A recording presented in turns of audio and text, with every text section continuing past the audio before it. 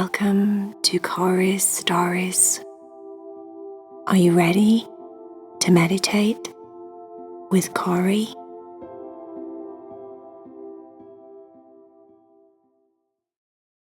Hi friend, don't forget to subscribe, say that you like the video, and also press the bell so that you get notifications every time I make a new video.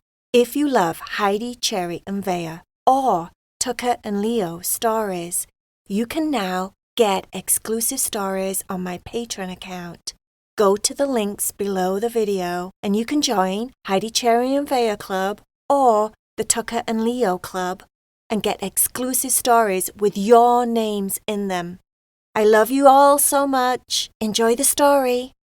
Bye, friend.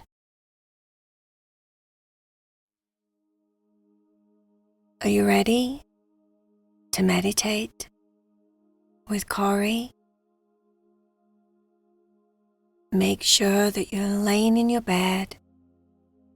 Everything is just right in your room. The light is just right. You're comfy in your pajamas. Maybe you've got your stuffies all around you. And everything is good in the world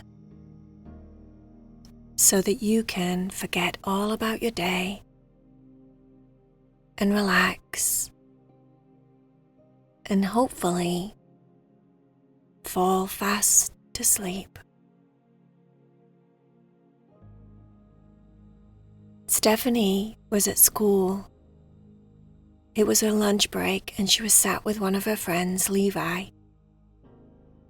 They'd known each other for a long time now, and they had one of those friendships where you could just kind of sit and not say anything to each other if that's how you felt. Levi was a little bit quiet, and Stephany knew that he got something on his mind. She asked him if he was okay. He said, "Yeah, I was just thinking about all the homework I've got." Stephany had a lot of the same classes as Levi, and she knew it wasn't that much homework. She said, "It's okay, Levi, you'll get it done. There's no need to stress." "I know," he said. "I just do that sometimes." "I have an idea," said Stephany. "Follow me." There was an area at school that was like a little hill on the grass that was always quiet. And she went there and sat down, and Levi sat down next to her. Stephany said, "Do you want to go somewhere really fun?" Levi said, "Will it take long? 'Cause lunch is going to finish soon." Stephany said, "No, here, it won't take long at all. But where we're going, we might be there for a while." Levi scrunched his eyebrows together as if to say, "What are you talking about?" Stephany said, "Just trust me." Sometimes, not always, but sometimes, Stephany would take her earrings to school with her. She had a special bag that she put inside of her backpack, and she kept them very safe. She must have known this morning when she packed them in her backpack that something was brewing. She took out her earrings and didn't really say much to Levi. She put the left one on first. Her body could feel just the littlest, tiniest tingle. And then she put the right earring on next. And she grabbed a hold of Levi's hand. "Hold on," she said. "We're going to go somewhere really magical. Just trust me." Levi's hand that was holding Stephany's started to tingle really strong. Like it was buzzing, like she was holding one of those joke buzzers in her hand. And then the tingles went up his arm. They went across his chest and down the other arm, down his back, down his tummy, down his legs, into his feet, into his head, until his whole body felt like it was vibrating and tingling, but in a really nice way. He opened one of his eyes.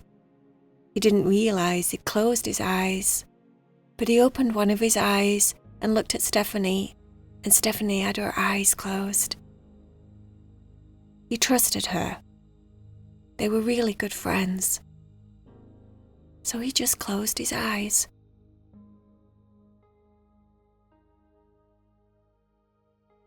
Then all of a sudden, his nose got really itchy. He scratched it with the hand that Stephany wasn't holding. And Stephany giggled. She could feel what he was doing. And she reached up and scratched her nose with the other hand. And then she said, "Okay, now, just go with whatever you see." And in that exact moment, Levi saw what looked like a curtain in front of his face. He looked over at Stephany. She was on his left. And she was right there with him still. It felt like he had his eyes closed, but he was looking through another eye, an inside eye. He was using his inner sight. He looked at the curtain. It was all shimmery. And he could see through it slightly, but he couldn't really make out what he could see on the other side. "Stephany," he said, "this is the veil. It's a very sacred, magical veil, Levi. We're going to go to a place called Moonbow Forest. It's a very special place. It's safe. You'll be okay. I've been there many times. It's a wonderful place, Levi. And it's on the other side of this veil. All we have to do is move the veil and walk through." Levi swallowed. But he was ready. Stephany reached up her hand and moved the veil, and they stepped into the other world together.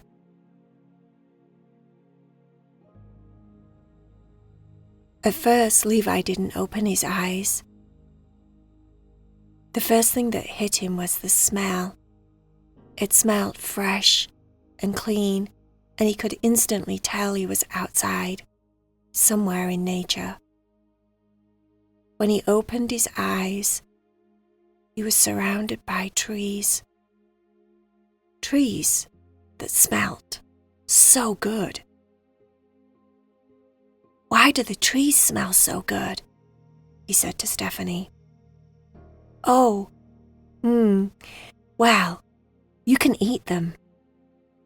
You can eat the trees, the barks, the trunks, they're normally made of chocolate. And then the leaves are like mint chocolate, lime chocolate." Levi just giggled, like he didn't believe her at all. And she said, No, really, honestly. Watch." Stephany pulled a piece of bark off the closest tree and put it in her mouth and chomped and then swallowed and said, "Do delicious. Levi had to do the same. He tasted the bark, and it was chocolate. The yummiest chocolate he'd had for a while. Wow, is like this whole place like this? Said Levi. Stephany said, pretty much. It's so big and so expansive. I always get to see different things every time I come. And I have a feeling that it's going to be all about you today, Levi. I think you need it. Levi shrugged his shoulders and said, well, okay. Okay. What do we do? Just as he was saying that, Luna walked over to Stephany. She'd been chewing on the grass over by one of the trees not too far away. And another one of the unicorns came with her. Samuel. Samuel was beautiful. He was black everywhere. Black hair, black coat, black tail, black mane. He seemed to shimmer and shine with the bit of light that was left from the day. It seemed like when they got there, the sun had gone down already. It wouldn't be too long before it was nighttime. Stephany just trusted that that's when they were supposed to be there. So she didn't question it. Stephany introduced Luna and Samuel to Levi. Levi was stood with his mouth wide open. A unicorn? Yep, said Stephany. Unicorns. There's hundreds of them here. This is a place where they all gather where they're safe. Just on the other side of the veil. Levi, unicorns do exist. It's just that we don't see them in our world. I don't believe it, said Levi. Can you pinch me? Stephany started laughing. Luna said, well, hello, Levi. Pleased to meet you. I know all about you already. Everything about Stephany is felt. I feel her mind. I feel her body. And I know that you're a good friend. So you're welcome here, Levi. Levi smiled. He was a little bit shy and embarrassed, but not too much. Samuel said, we have something very special. A place where you need to go today. It will be very helpful. Trust us. Stephany said, do we need to take a ride? Luna said, not for this trip. You actually just need to start walking in that direction. She pointed west with her nose. And the kids looked over their shoulders a little bit to see where she was pointing to. Stephany said, okay, we'll see you later. Follow me, Levi. Stephany grabbed a hold of his hand again and led him in the direction that Luna pointed to. At first they were walking on a path, and then the path trailed off into nothing, and then they were just walking through the grass, over small hills here and there. Stephany said, you can eat the flowers, you know. You can eat the grass. You can eat almost everything that you see here. No way, said Levi. Oh yeah, yes way. Levi reached down and picked what looked like a buttercup flower, a weed. It was absolutely delicious. It was like a lemon meringue pie. That's what it tasted like. He kept picking them up every time he saw one because it was so good. And Stephany said, You're getting distracted. Come on, we've got somewhere to go. Levi hurried up behind her. Stephany was on a mission. And then he could see in front of him a bridge that went over a stream. But the stream wasn't like a normal looking stream. The stream was actually like a blue-purple colour, and it was all thick and globby and gluey. Stephany said, "Oh yeah, that river, that one over there, that's like blueberry milkshake. It's so good, Levi, it's so good." Levi said, "Can we stop so I can have a taste?" That was until he saw the bridge. The bridge, the whole bridge, the entire bridge, was made up of sushi rolls. Sushi rolls. "No way," he said out loud. "No way! Sushi's like my favorite thing." Stephany laughed. "Yeah, that's probably what the unicorns knew. 'Cause if they know me, they know you. And they probably knew that you loved sushi." Levi started running towards the bridge. Every single roll was one of like his favourite flavoured rolls. "Can I eat it?" "Oh yes you can," said Stephany. Levi started munching away on the sushi. It was fresh. It was perfect. It was absolutely delicious. "Whoever makes the sushi here is the best," he said, laughing. He got like 4 pieces of sushi in his mouth while he was trying to talk to Stephany. "Take your time. There's no rush at this point," said Stephany. "Enjoy." Levi had so much sushi.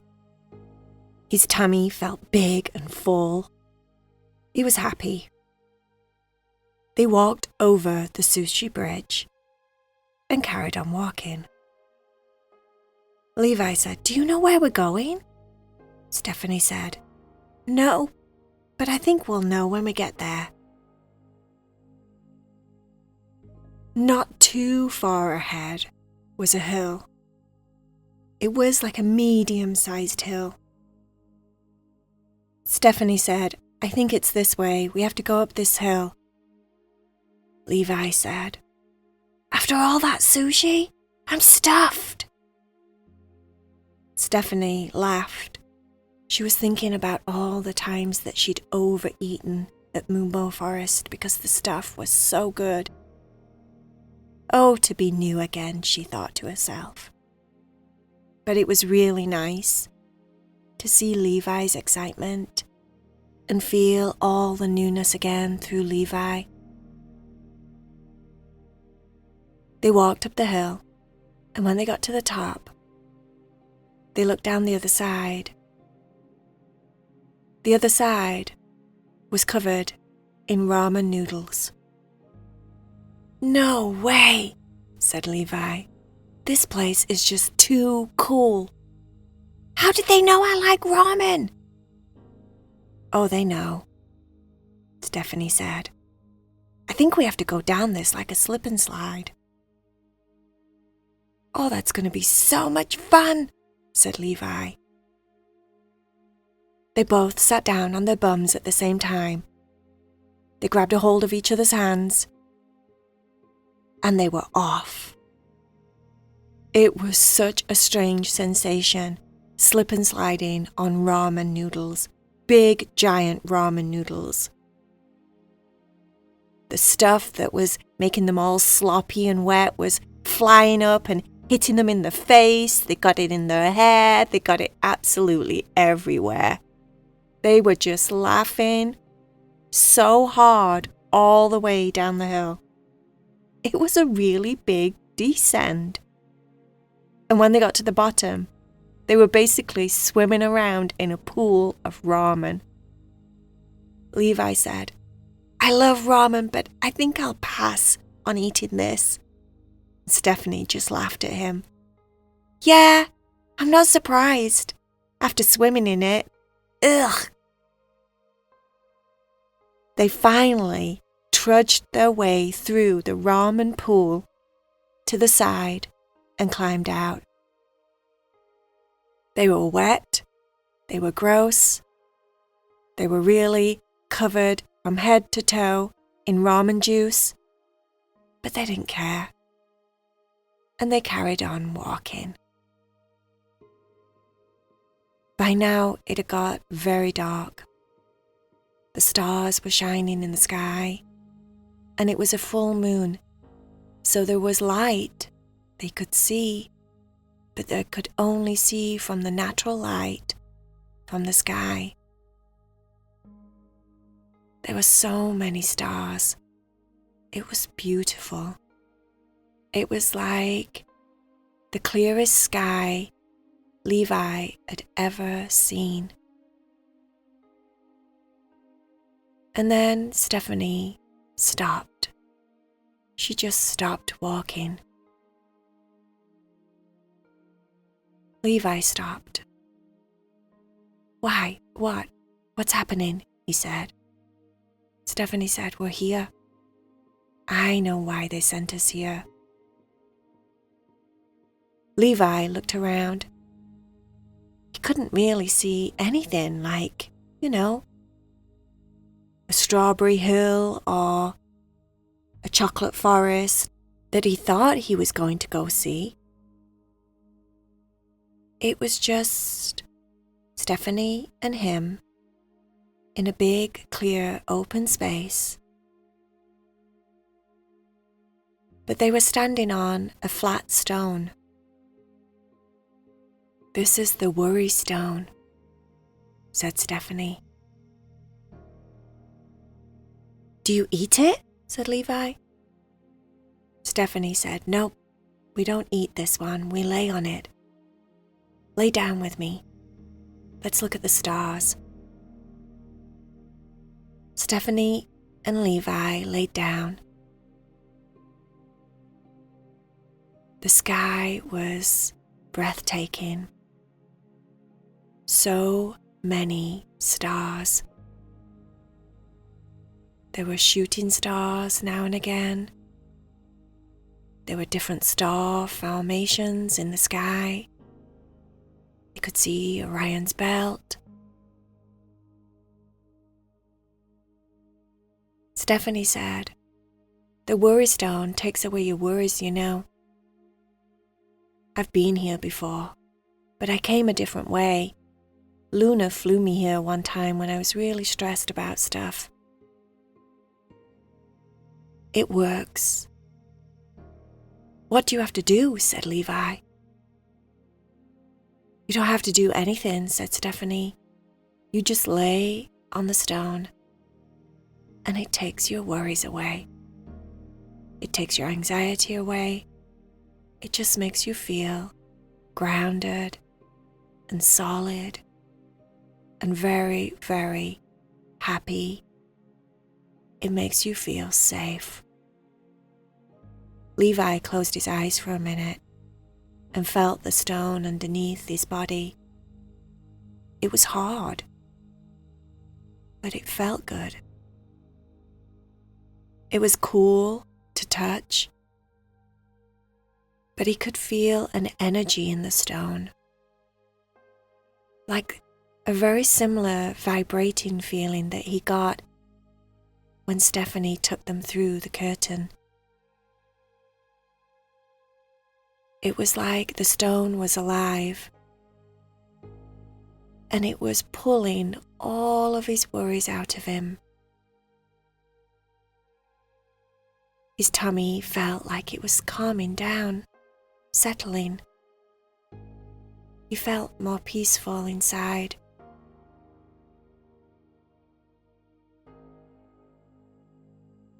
He also felt like he'd forgot what he was worrying about. Like he could handle it. It was only homework. He'd do it. He'd done it before. He'd do it again. He was smart. He just needed to be consistent, take his time, and he could do it. He found himself thinking really logical thoughts instead of worrisome thoughts, troubling thoughts, stressful thoughts that didn't make any sense, that sometimes wasn't even real. His thoughts felt more real, more like he could cope.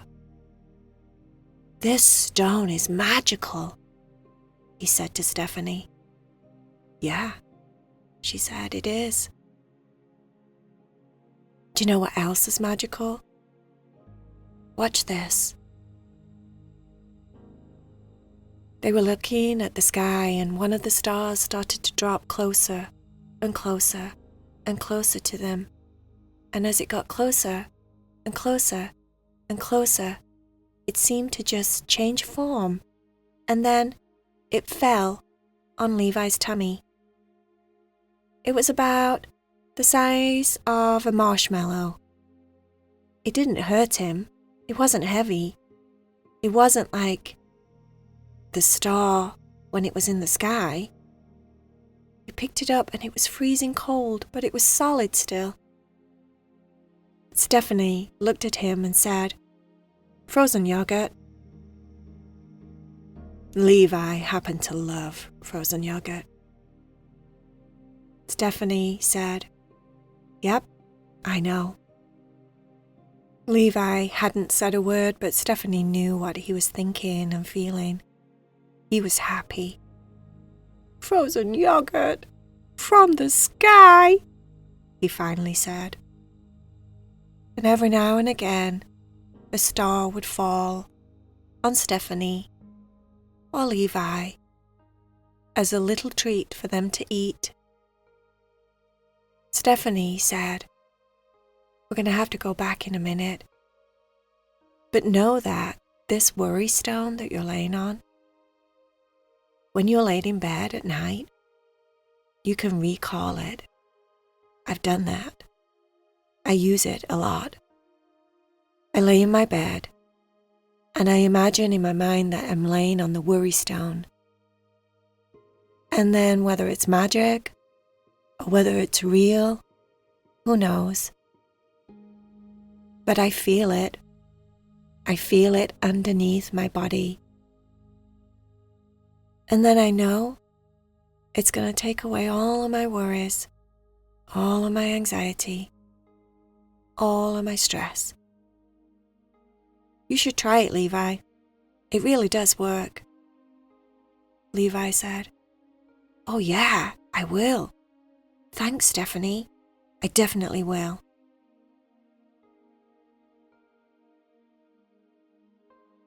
They both stood up.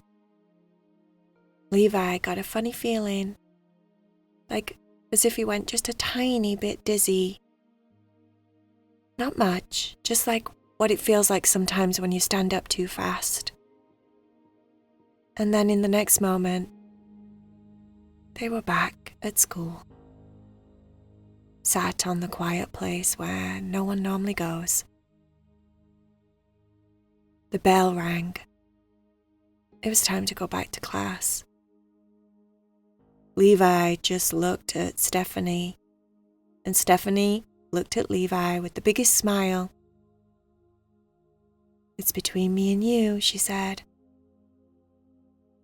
Levi said, "You got it." And that was that. Until next time. The end.